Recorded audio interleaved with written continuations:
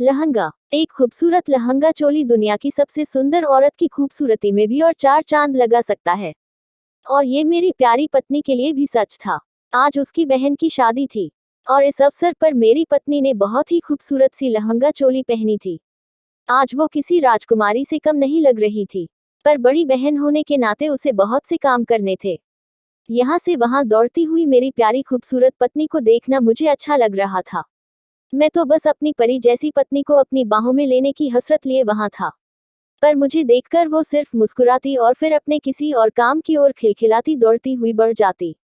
उसे बाहों में लेने के अलावा मेरे मन में एक और ख्वाहिश थी। मैं भी खुद को उसकी तरह खूबसूरत महसूस करना चाहता था।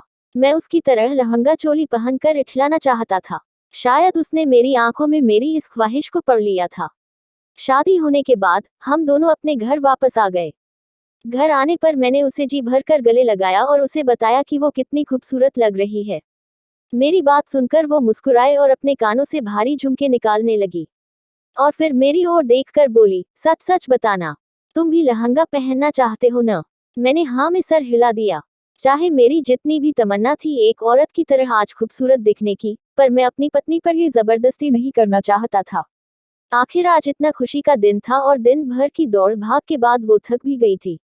पर उसने मेरे हाथों को अपने हाथों में लिया और मुझसे बोली, मैं अभी हमारी शादी के संगीत में मैंने जो लहंगा पहना था वो लेकर आती हूँ।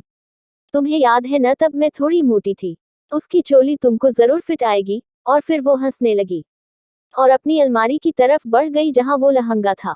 कितना किस्मत वाला था मैं, जो मुझे ऐसी पत्नी मिली थी जो मेरी ऐसी इच्छाओं को भी स्वीकार करती थी। कहने की जरूरत नहीं है, पर अब मैं बेहद उत्साहित था और मन ही मन खुश हो रहा था। मेरी पत्नी ने मेरे पास आकर मेरे कपड़े धीरे धीरे उतारने शुरू किए और फिर मुझे दूसरे कपड़े पहनाने लगी। शुरुआत तो उसने सिल्की ब्रा और पैंटी से की और फिर मुझे भारी लहंगा चोली पहनाया।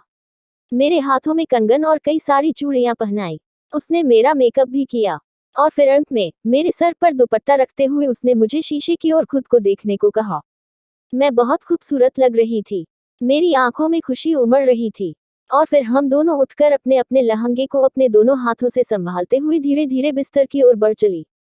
तुम्हें पता है, इस कमरे में आज तुम सबसे खूबसूरत औरत हो, मेरी पत्नी ने कहा। तो मैंने लाज के मारे अपनी नजरें झुका ली। पर आज मुझे भी आज तुम्हारी खुशी में शामिल होकर थोड़ी मस्ती करनी है, उसने कहा और अपना लहंगा दोनों हाथों से उठाते हुए मेरी ओर देखते हुए मेरी गोद में चढ़कर बैठ गई। हम दोनों एक दूसरे की आंखों में देखते रह गए। अब हम दोनों वो करने वाले थे जो कोई भी शादीशुदा जोड़ा प्यार भरे पलों में अपने कमरे में करता है।